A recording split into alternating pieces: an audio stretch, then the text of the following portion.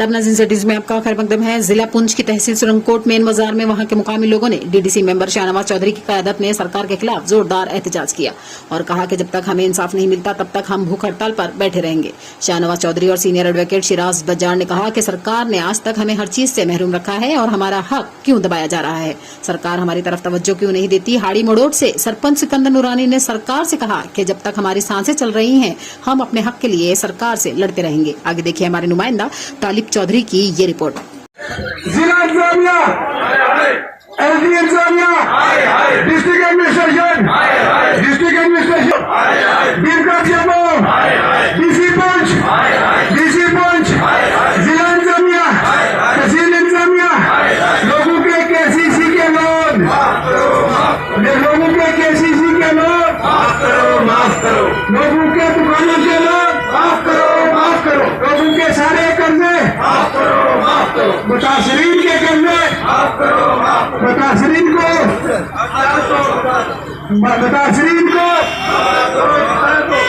शराब के मुतासरीन को,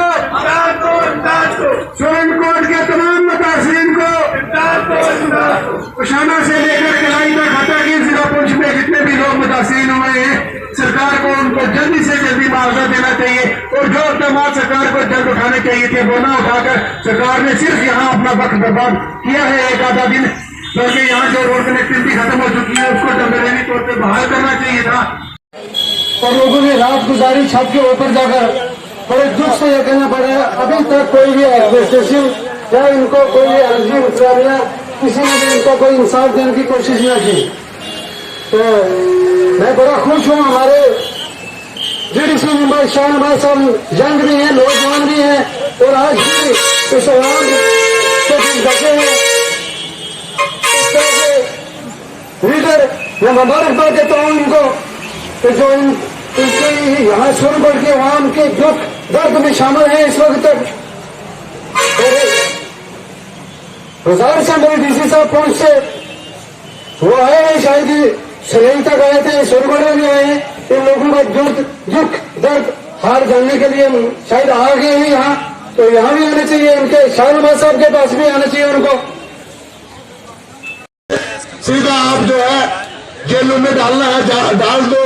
आपने थाने में हमें बुक करना है कर दो, लेकिन लोगों को और डिजास्टर यहाँ पर सुरंगकोट को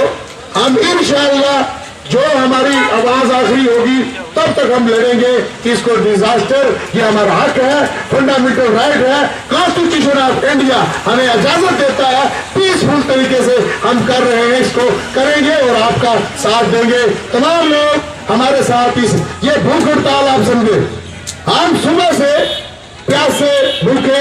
आपके सामने हैं, सुबह से हमने कसम खाई है, हम इस वक्त आप हमारी आवाज से भी पता लगा सकते होंगे, हम जितने दिन भी लड़ना हुआ लड़ेंगे। इस जो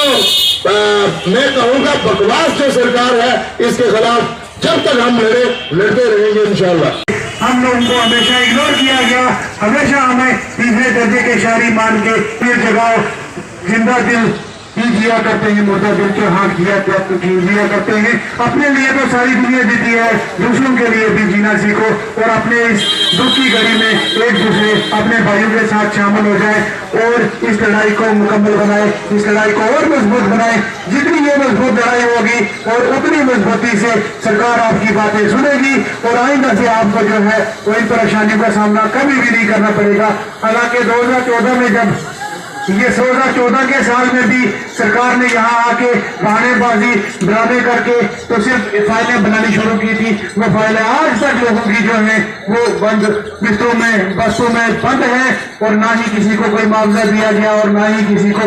जो है वो उस तरीके से देखा गया। हालांकि थोड़ा बहुत काम जाने ने किया, लेकिन जिसकी जरूरत थी वो बिल्कुल नहीं किया। और अगर आज भी हम यहाँ धरने पे नहीं बैठते तो शायद ये जो 8-10 गाड़ियां पानी की घूम रही हैं ये आज भी नहीं आती। और सुबह यहाँ एक रिमोट बनाया गया, यहाँ गाड़ियां इंतजामिया ने रोक के 15 गाड़ियां पानी की रोक के और लोगों को एक रिमोट बनाया गया कि धरने वालों ने गाड़ियां रोकी, धरने वाले तो बावली के छत के ऊपर बैठे हुए, गाड़ियां तो सड़क में रोकी हुई थी, सिर्फ लोगों को यहाँ गुमराह किया जाता है। और पिछले 3 घंटे से सुबह जो गाड़ियां रोक के रखी और वो पानी जो लोगों तक पहुंचाना था वो यहाँ बस स्टैंड में खड़ी करके गाड़ियां इंतजामिया ने एक नुमाइश की है उसके लिए